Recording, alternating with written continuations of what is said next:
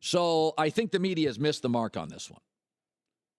The feeling is yesterday as Tony Romo ditched the NFL and went into broadcasting.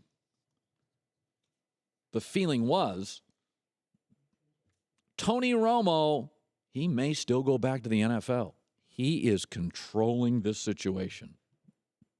In fact, yesterday, Romo on a conference call was asked about, are you all in on broadcasting? Can you assure us you won't go back to football? And here's what Tony Romo said.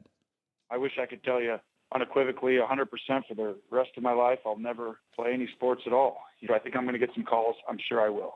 There's not enough quarterbacks as is to win 12 games in the NFL anyway. And so for me, the reality is that's going to happen. It's one of those things you do. You never say never. I just tell you it's about 99%.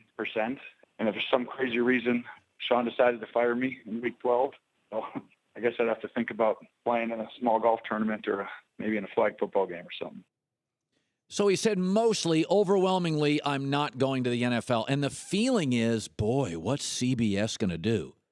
The feeling is Tony Romo is driving this situation.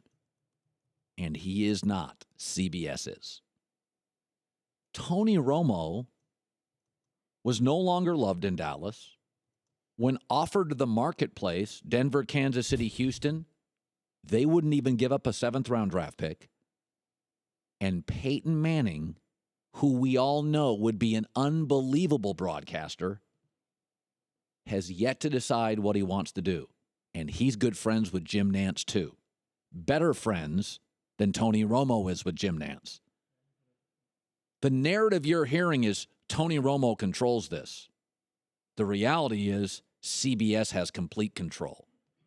Because Peyton Manning, friends of Jim Nantz, is sitting out there.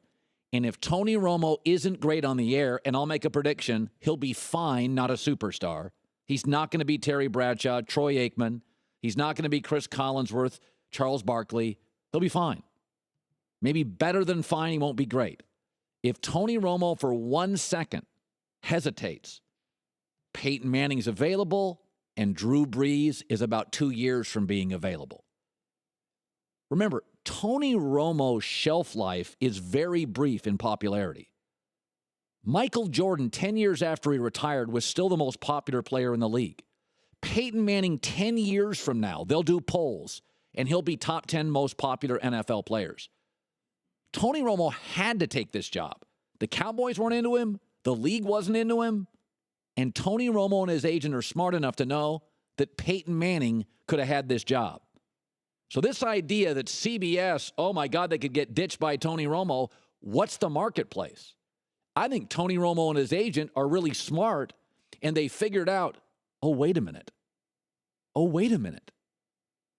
If I have my hat on backwards and I'm backing up Dak Prescott, my image takes a massive hit.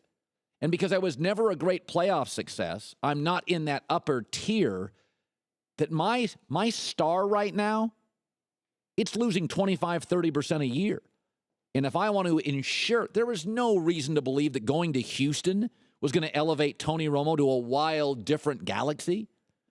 My takeaway on this Tony Romo thing is Dallas didn't want him. The league didn't want him.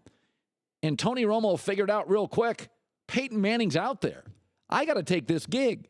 And if Romo for a second hesitates and takes a call and considers going back, my takeaway is he's out.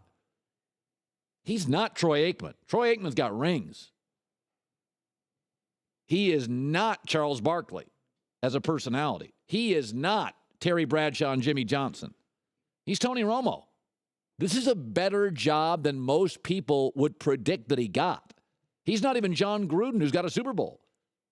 So this idea that CBS, Tony will go, whenever he gets a whim, he gets a call.